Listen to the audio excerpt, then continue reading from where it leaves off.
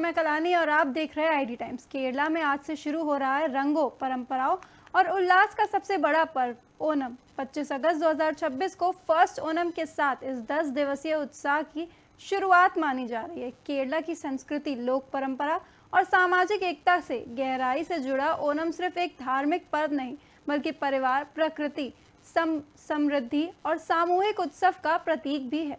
राज्य के अलग अलग हिस्सों में घरों की सजावट से लेकर बाजारों की रौनक तक हर जगह ओणम की तैयारियां दिखाई दे रही हैं। फूलों की रंग बिरंगी पंखुड़ियों से बनने वाली पोखलम, पारंपरिक परिधान, विशेष पकवान और सांस्कृतिक कार्यक्रम इस पर्व को खास बनाते हैं। तो आखिर क्या है ओणम का महत्व? क्यों केरला में इसे इतने बड़े उत्साह के साथ मनाया जाता है? और फर्स्ट ओणम से लेकर थिरुवनम तक कैसे आगे बढ़ रहा है ये पूरा उत्सव? आइए जानते हैं हमारी इस खास रिपोर्ट में। 25 अगस्त 2026 से केरला में ओणम उत्सव का माहौल और भी खास होने जा रहा है। फर्स्ट ओणम को लेकर लोग अपने घरों की साफ सफाई, सजावट, खरीदारी में जुटे हुए हैं। ओणम के दौरान बाजारों में भी खास रौनक देखने को मिलती है। कपड़ों की दुकानों से लेकर मिठाई और पारंपरिक खाद्य सामग्री की दुकानों तक ग्राहकों की भीड़ बढ़ जाती है। परिवारों के लिए नए कपड़े खरीदने की परंपरा इस पर्व का महत्वपूर्ण हिस्सा है। महिलाओं और बच्चों फूलों की व्यवस्था करते हैं, जिनसे घर के सामने पारंपरिक डिजाइन बनाई जाती है। इन फूलों की सजावट को पोखलम कहा जाता है। हर दिन पोखलम के डिजाइन को और बड़ा तथा आकर्षक बनाने की परंपरा कई परिवारों में देखने को मिलती है। ओणम को केरला के सबसे प्रमुख सांस्कृतिक त्योहारों में गिना जाता है। इसकी खासियत यह है कि इसमें समाज के अलग अलग वर्गों के लोग उत्साह के साथ भाग लेते हैं। ओणम के साथ सबसे लोकप्रिय लोक कथा जुड़ी है राजा महाबली की। मान्यता के अनुसार महाबली एक ऐसे राजा थे जिनके शासन में प्रजा सुखी और समृद्ध थी। उनके राज्य में भेदभाव और अभाव नहीं था। माना जाता है कि लोग राजा महाबली को बहुत प्यार करते थे, लेकिन देवताओं को महाबली की बढ़ती लोकप्रियता और शक्ति की चिंता हुई। इसके बाद भगवान विष्णु ने वामन अवतार धारण किया और महाबली के सामने 3 पग भूमि मांगने पहुंचे। वामन ने 2 पग में धरती और आकाश नाप लिया। तीसरे पग में उन्होंने महाबली ने अपने सिर प्रस्तुत किया है।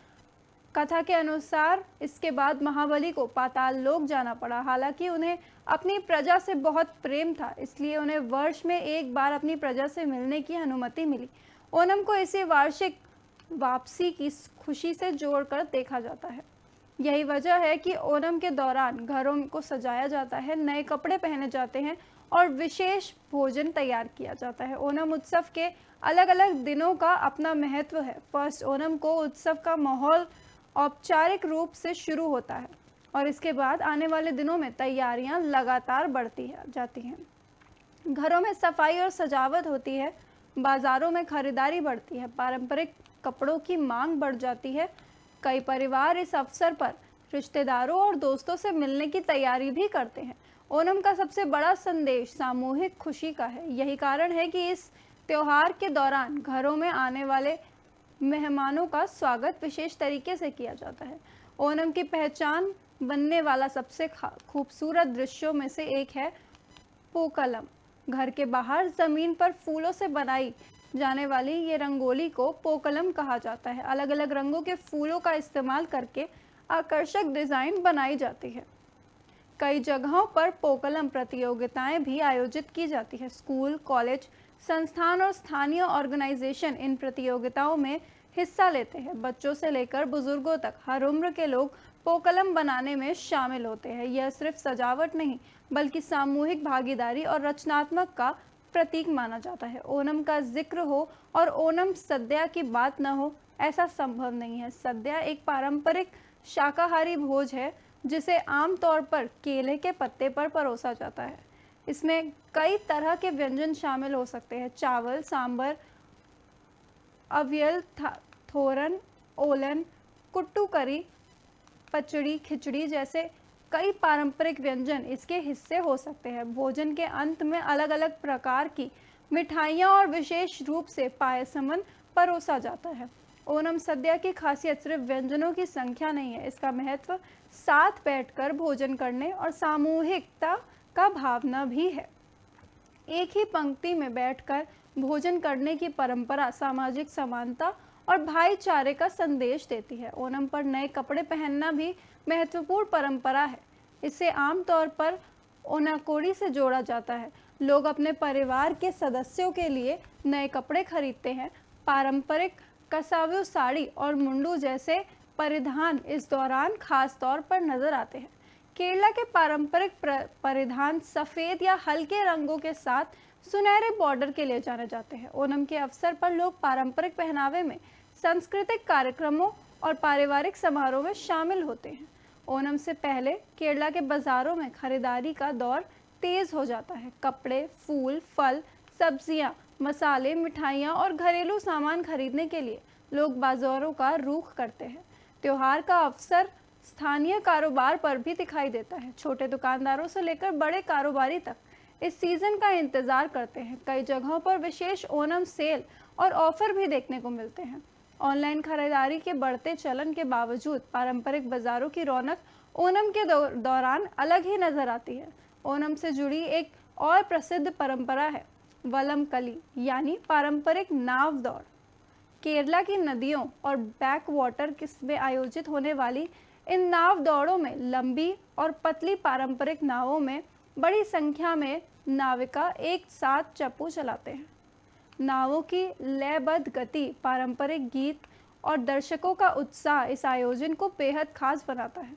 वलम कली सिर्फ खेल नहीं है, यह केरला की सामूहिक संस्कृति और स्थानीय परंपराओं की पहचान भी है। ओणम से जुड़ी लोक परंपराओं में पुलिकाली का भी विशेष स्थान है। इसमें कलाकार अपने शरीर पर बाघ जैसी पेंटिंग बनाकर पारंपरिक संगीत की धुनों पर प्रदर्शन करते हैं। खासकर थ्रिसुर क्षेत्र में पुलिकली को लेकर विशेष उत्साह देखा जाता है। बच्चों और पर्यटकों के लिए भी ये आकर्षण का केंद्र बनता है। ओणम के दौरान केरला में अलग अलग हिस्सों में सांस्कृतिक कार्यक्रम आयोजित किए जाते हैं।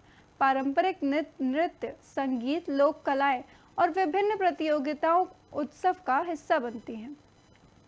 स्कूल और कॉलेज में भी ओणम समारोह आयोजित किए जाते हैं। महिलाओं के बीच थिरुवाथरी कली जैसे पारंपरिक नृत्य कार्यक्रम खास आकर्षण रखते हैं।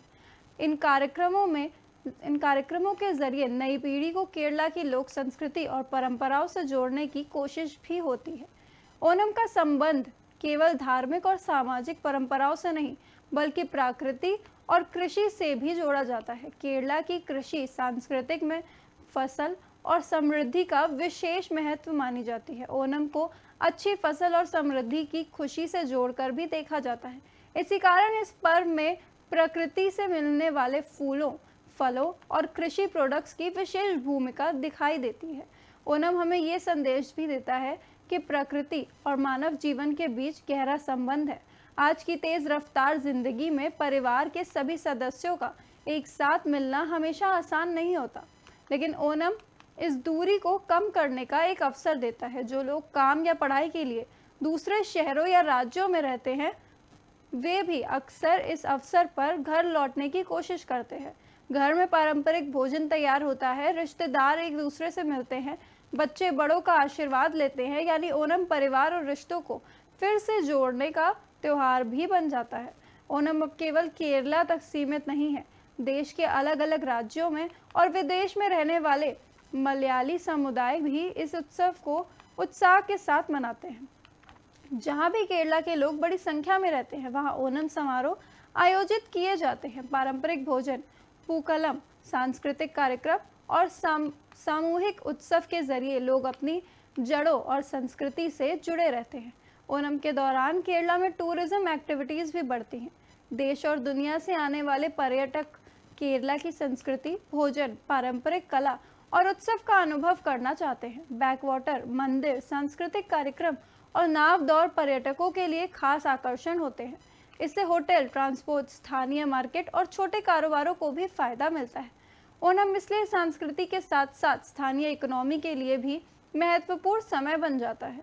ओणम की सबसे बड़ी खूबी इसकी सामूहिक भावना है। राजा महाबली की कथा में एक ऐसे आइडियल सोसाइटी की कल्पना दिखाई देती है जहां लोग खुशहाल और समान थे।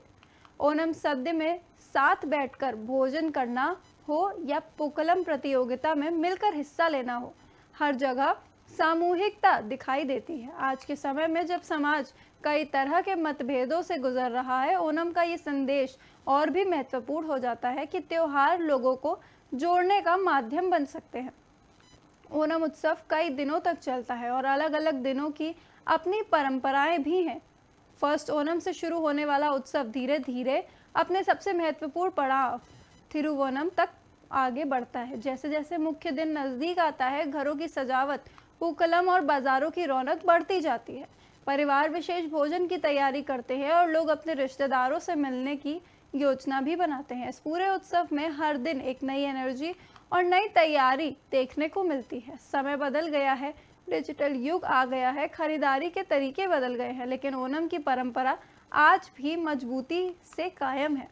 अब लोग ऑनलाइन भी कपड़े और त्योहार से जुड़ी चीजें खरीदते हैं। सोशल मीडिया पर पूकलम और ओणम समारोह की तस्वीरें साझा की जाती हैं। फिर भी घर में फूल सजाने, नए कपड़े पहनने, पारंपरिक भोजन बनाने और परिवार के साथ समय बिताने जैसी पुरानी परंपराएं आज भी उत्साह के साथ निभाई जाती हैं। यही ओणम की खासियत है, परंपरा और आधुनिकता का खूबसूरत मेल। तो 25 अगस्त 2026 से केरला में शुरू हो रहा है ओणम का उत्सव।